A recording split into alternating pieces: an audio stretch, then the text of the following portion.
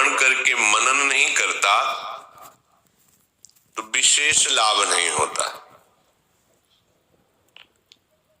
मनन इसीलिए नहीं हो पाता कि हमारा लक्ष्य भगवत प्राप्ति नहीं है।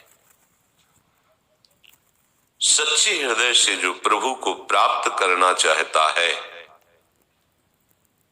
वो भगवत वचनों का, भगवत प्रेमी महात्माओं के वचनों का अक्षरशः पालन करने की भावना में रहता है, तो उन वचनों का खूब मनन करता है, मनन करके अपने हृदय में बैठा लेता है।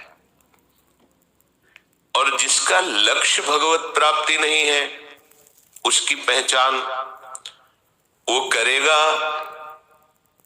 सत्संग, सुनेगा माना कि सत्संग, पढ़ेगा शास्त्रों को, पर मनन करेगा विषयों का, और परिणाम होगा दुख, अशांति, बंधन। बैठा लीजिए हृदय में। जिसका लक्ष्य भगवत प्राप्ति नहीं है वो अपने हृदय को पहचाने, माना कि वो शास्त्र पढ़ के सत्संग भी करा सकता है, प्रवचन कर सकता है, प्रवचन सुन सकता है, शास्त्र स्वाध्याय कर सकता है, पर मनन विषयों का ही होगा। देख लेना, हृदय को देख लेना। और जिसका मनन विषयों का होता है वो क्लेश, अशांति, बंधन, दुख को प्राप्त होता है। इसीलिए कहीं कहीं संतों के वचनों में कि आप चारों वेद कंठस्थ कर लो, 18 पुराण कंठस्थ कर लो, पर यदि प्रभु के चरणों में अनुराग नहीं तो सब व्यर्थ है।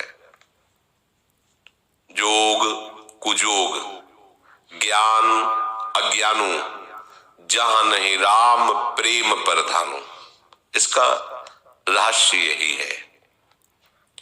प्रभु से अपनापन ना होने के कारण शरीर से अपनापन रहता है, शरीर से अपनापन होने के कारण मन 5 ज्ञानेंद्रियों सहित शब्द स्पर्श रूप रस का ही मनन करता है।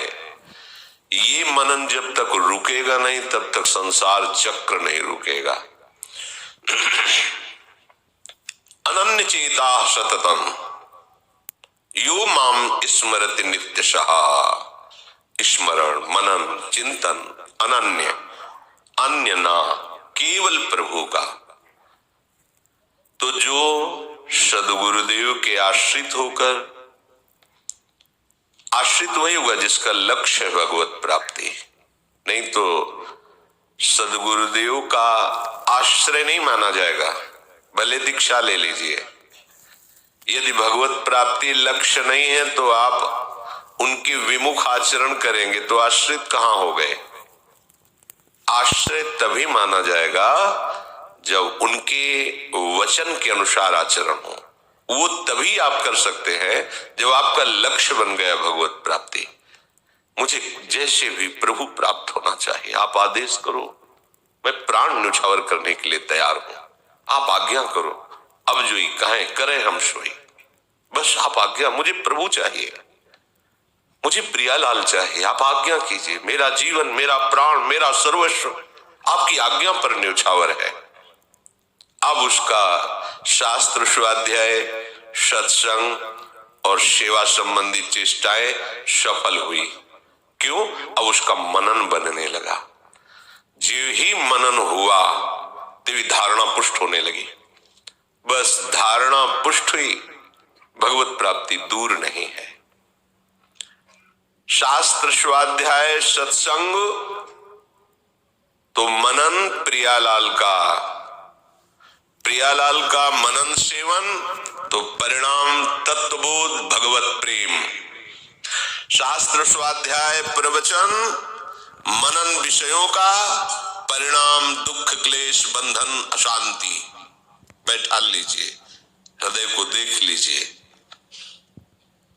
प्रभु जो उपदेश कर रहे हैं उसका हम श्रद्धा विश्वास पूर्वक श्रवण करें, मनन करें और धारणा में उतारें, उसे आचरण में उतारें।